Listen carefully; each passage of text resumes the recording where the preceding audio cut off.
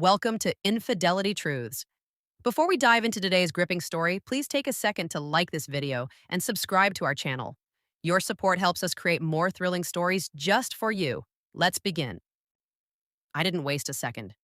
I stormed straight into the bedroom, and there they were, tangled up on our bed, locked in a kiss like I didn't even exist.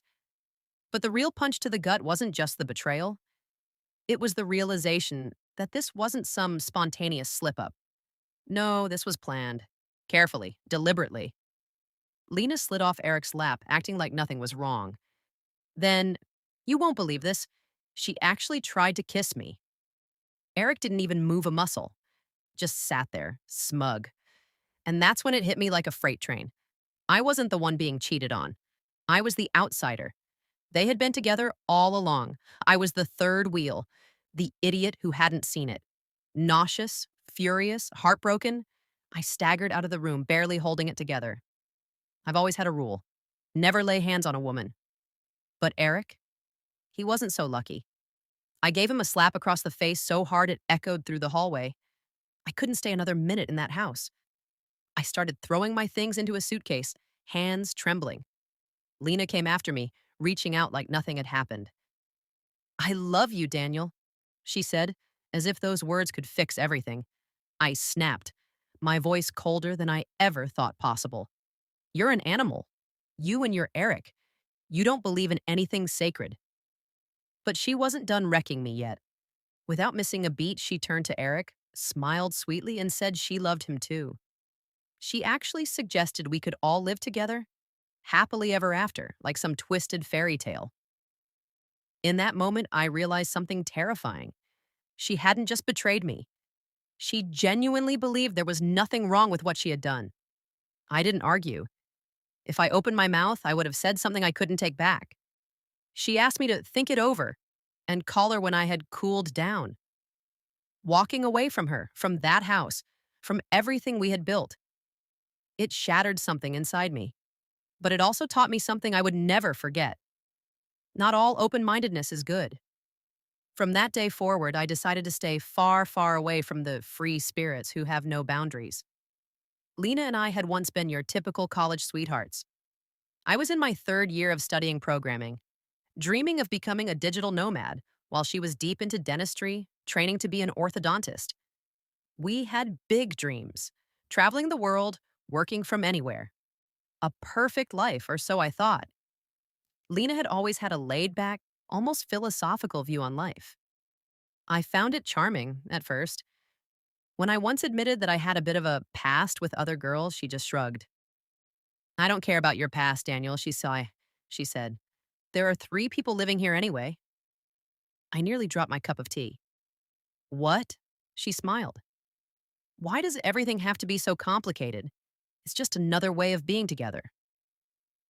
Back then, I admired her ease, her lack of judgment. She seemed wise beyond her years. I thought I was lucky to have found someone so open-hearted. 6 months into living together, she brought it up again. It was a Sunday evening. Candlelight, wine, soft music. She talked about non-traditional relationships, about love that wasn't restricted by outdated rules. And she mentioned Eric. Eric, who had always been around. Her good friend. I thought he was just another harmless classmate. We even hung out a few times, watched soccer games, grabbed beers. He seemed normal. But according to Lena, Eric was part of a trio.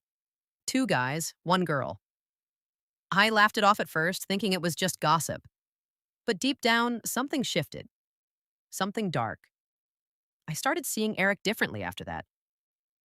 The respect I once had for him evaporated. And when Lena pushed the topic again, more seriously this time, I lost it. I told her flat out that I thought the idea was disgusting, immoral, wrong.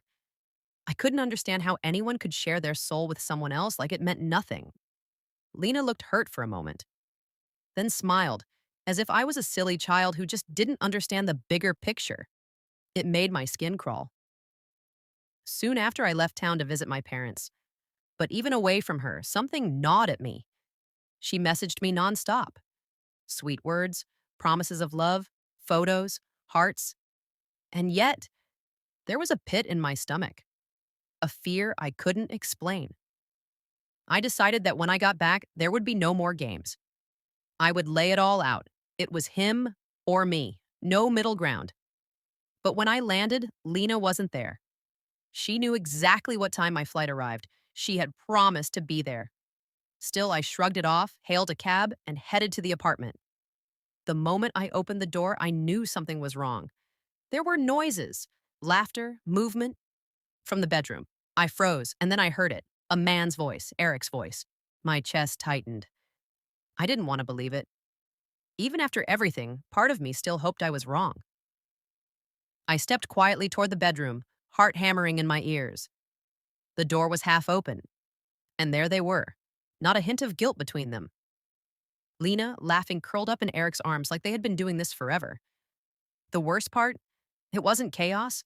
It was normal. I was the outsider, the intruder in their world. I didn't say a word. Lena noticed me first. She gasped but didn't even try to move away from him. She just smiled, like I had walked in on her doing something as innocent as folding laundry.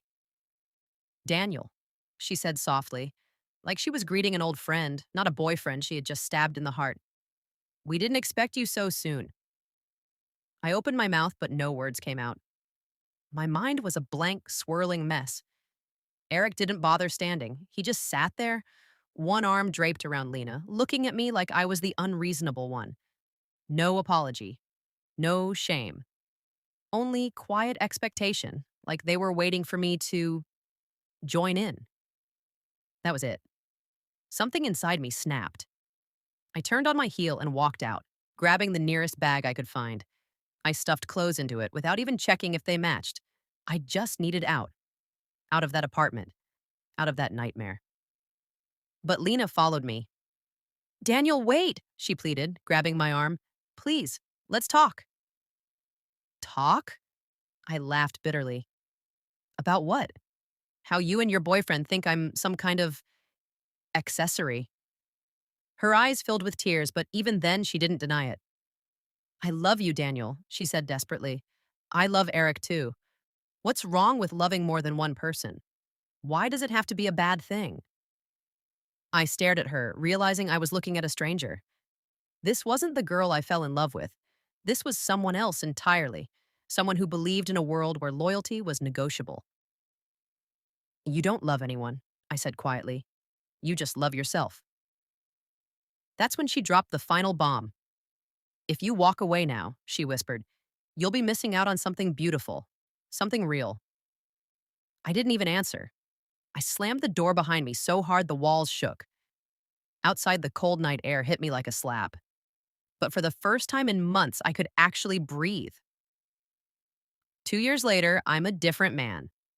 I finished my degree, launched my own remote tech business, and traveled halfway across the world, just like I always dreamed.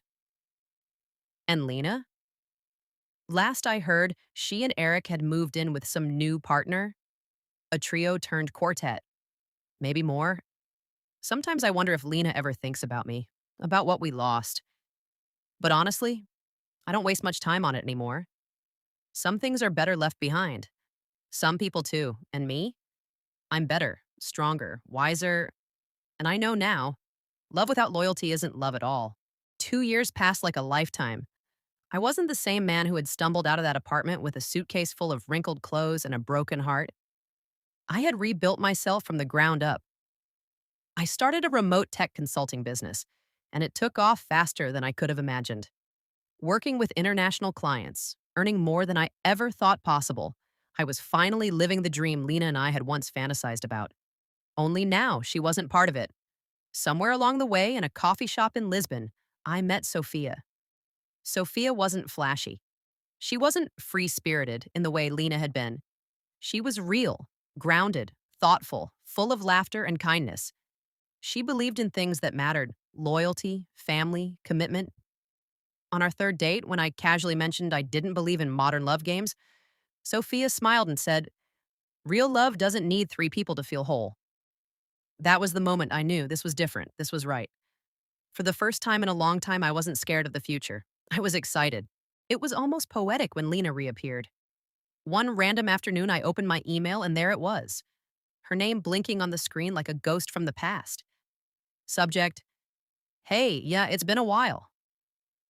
At first, I ignored it, but curiosity got the better of me. I opened it. Daniel, I don't even know if you'll read this, but I miss you. I miss what we had.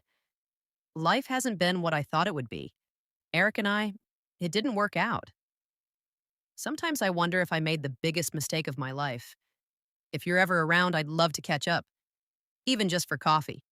Hope you're doing well. Lena. I sat there for a minute, rereading it.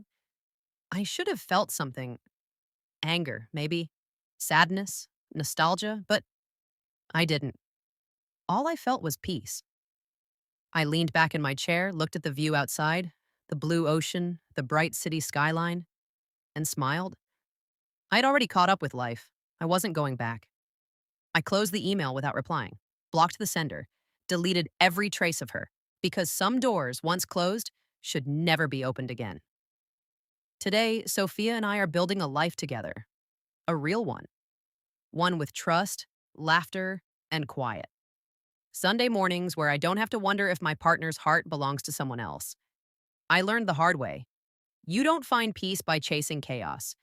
You find it by walking away from anything and anyone that doesn't know how to value you, and you never look back.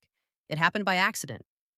I was speaking at a tech innovation summit in Barcelona, a conference filled with some of the brightest minds from around the world.